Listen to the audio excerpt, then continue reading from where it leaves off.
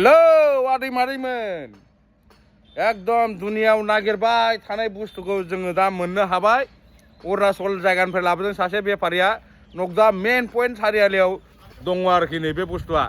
स' गाइस मालायफोर बायदि 30 लाख 40 लाख नाङा जोंनो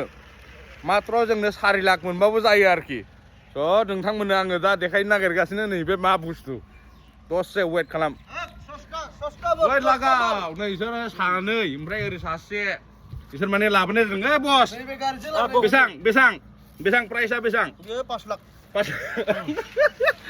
5 लाखआव होनाय जागोन नोंथांमोन जोंनो 10 लाख 20 लाख नाङा मात्र 5 लाख होबानो नैबे बुस्थुखौ जों हरनाय जागोन आरोखि अरुणाचल सांलांनिफ्राय बिराद नागिरथाब लाबोनांगौ जादों बेखौ बा बेसे खस्थ'